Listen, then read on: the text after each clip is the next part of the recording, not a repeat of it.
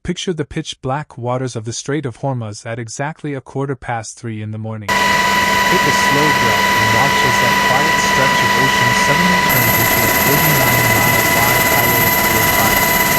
215 deadly streaks of light tear across the horizon from the Iranian coast.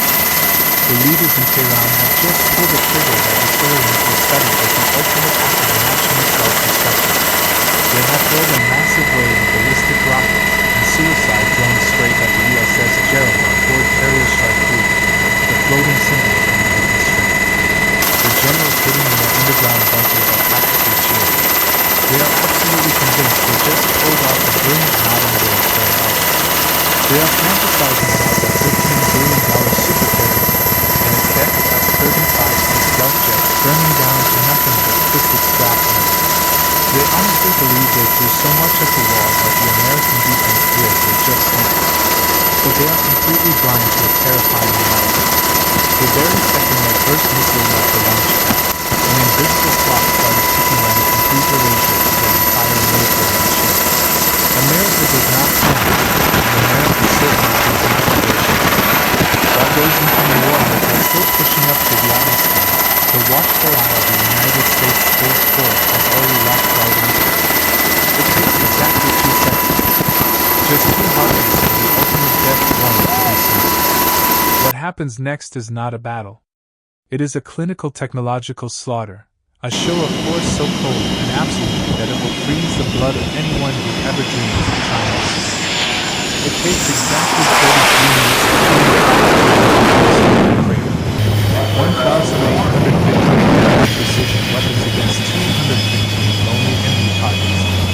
The result is total and permanent wipeout. Welcome to Operation Hormuz Hellfire, the moment the world learns what it actually takes to wake up the American civil.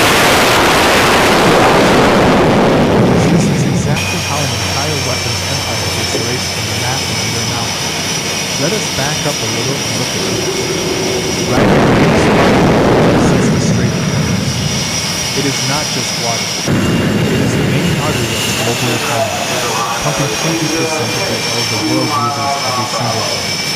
And on this particular night, the regime decides to choke that artery in the most reckless military stunt of the modern era.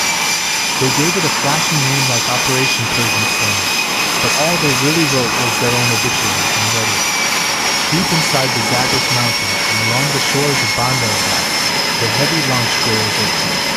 45 Shahab 3 medium-range ballistic missiles, 60 Bakri 120 cruise missiles, and a buzzing swarm of 110 Shahid kamikaze drones pour out into the night. 215 pieces of flying metal. They figured if they threw everything they had all at once, the American Aegis combat system would get overwhelmed and blown. The commanders of the Islamic Revolutionary Guard Corps are standing in their damp command center, grinning like a broken egg. They are daydreaming about a 2-wheel skylight for $300. And their nation wouldn't be reaching. They just forgot one tiny detail. They were trying to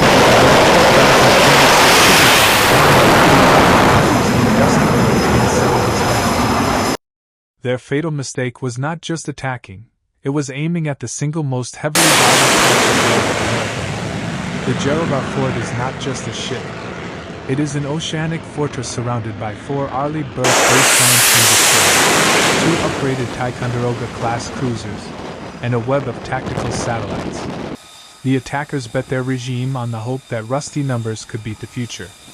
Put yourself in the shoes of a launch officer on the ground. You just hit the red button, thinking you broke the back of the American empire. You watch the screens as tons of explosives streak upward, and your chest swells with pride. But your outdated equipment cannot show you what is actually happening. The millisecond your weapon lit its engines, a satellite network hovering 35,000 kilometers in space saw the heat. The space-based infrared system never sleeps, and it does not need permission to watch you. As soon as fire touched the air at the Kermanshah base, the hypersensitive sensors grabbed the signal. In 2 flat seconds, tiny dots on screens in Colorado and Maryland are confirmed as a massive incoming strike. The attackers think they are sneaking around in the dark, but they are standing naked under the brightest spotlight in the universe. automated computers take a single breath to map out every flight path, speed, and impact zone. The screens aboard the carrier group flash with flawless precision. Target is the Strait of Hormuz, count is 215, impact is imminent. Back on land they are throwing a party. But inside the American Combat Center, it is terrifyingly quiet. There is no yelling and no panic. Just the clack of keyboards and the calm voices of the system operators. To them, this is not a desperate fight for survival. It is just a data processing problem, and the final answer is always the humiliating failure of the enemy. At 3 in the morning, the dark sky over the water shatters into hundreds of blinding white streaks. This is not a desperate defense. It is the Aegis Baseline 10 system waking up. It is a digital god of war that can juggle thousands of interceptors at once with a margin of error the size of your fingernail. Those 45 medium-range missiles are dropping from space at insane speeds, thinking gravity will make them unstoppable. They are completely wrong. The SM-3 interceptors shoot out of their vertical launch tubes. They do not even pack explosives. They just smash into the incoming weapons at thousands of miles an hour with pure kinetic energy, turning them into expensive dust way up in the stratosphere. Lower down, the destroyers go to work. They're in Spy 6 radars, which are 30 times stronger than previous generations, lock onto the 60 cruise missiles like shooting fish in a barrel. SM-6 interceptors twist through the air like high-tech snakes, hunting down and crushing every single one. The explosions light up the sea. And then there are the 110 drones they love to brag about. As soon as they hit the 20-mile buffer zone, they run into a solid wall of molten metal.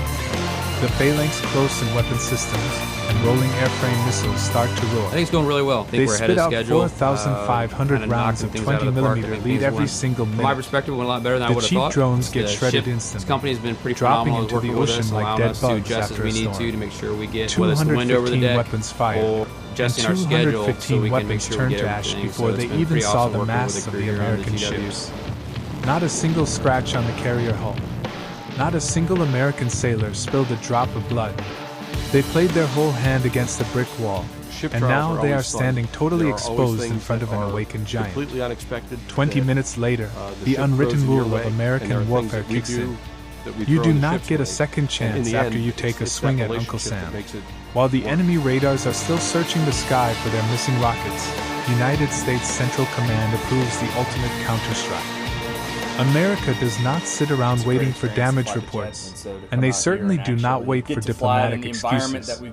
The second the threat was mapped, Operation Hormuz Hellfire went hot. This is not a proportional slap on the wrist.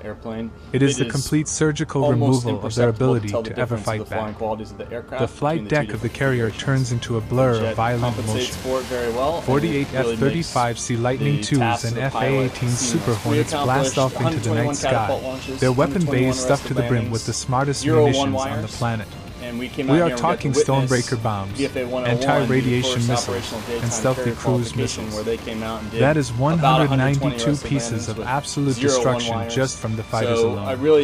But that is only the opening act. The real terror comes from 3 invisible ghosts. 3 B-21 Raider stealth bombers, the absolute peak of modern aviation, have been circling high overhead long before any radar could see them. They dropped 72 precision stealth missiles, with each bomber acting as a flying death sentence capable of wiping out 24 targets at once from hundreds of miles away. Down below the surface of the Persian Gulf, 6 Virginia-class nuclear submarines snapped their launch tubes open. 250 Tomahawk Block 5 cruise missiles burst out of the water, leaving lethal trails of smoke as they hunt down command bunkers and weapon caches. They prayed for a lucky shot with 215-load rockets. America answers with a firestorm of 1,850 precision strikes. America does not just hit back to send a message. They hit back to ensure you never even think about raising your hand. As the night drags on and the smoke over the coast refuses to settle, the real surgical nightmare begins. America is making sure this threat stays buried. Those S-300 defense systems they love to show off are now just burning piles of scrap metal thanks to the electronic warfare tools found in their circuits. 12 stealth fighters slip right into the center of the country without a sound. Their targets are the massive missile research and production hubs in Isfahan and Fallujah. 96 smart bombs fall perfectly on target. Every single assembly line and every expensive machine that took decades and billions of dollars to build gets completely vaporized. America is not just breaking their toys, they are bombing their industrial future back to the Stone Age. They will not be building anything for the next 50 years. And for the grand finale, the massive B-52 Stratofortress is rolling. They dropped 288 heavy-guided bombs onto 12 logistics airfields and 8 oil refineries that fuel the military machine. The explosions are so massive that earthquake sensors actually register a magnitude 4 tremor. This is no longer a battle. It is a brutal military deprogramming. Look at the final score to truly understand the gap. 215 incoming shots exchanged for 1,850 Americans. 3,400 enemy soldiers lost, while America suffered absolutely zero casualties. 18 major military bases and 52 support sites wiped clean off the map. An entire generation of military progress turned to ash in less than an hour. That is the brutal price of grabbing the dragon by the tail. Total, humiliating, and irreversible collapse. At 12 minutes before 4 in the morning, it is all over. 33 minutes. It took less time than watching a television sitcom to completely erase half a century of strategic military buildup. Operation Hormuz Hellfire is finished, but the shockwaves will rattle the region for generations to come. Their big gamble turned into the most expensive and embarrassing joke in military history.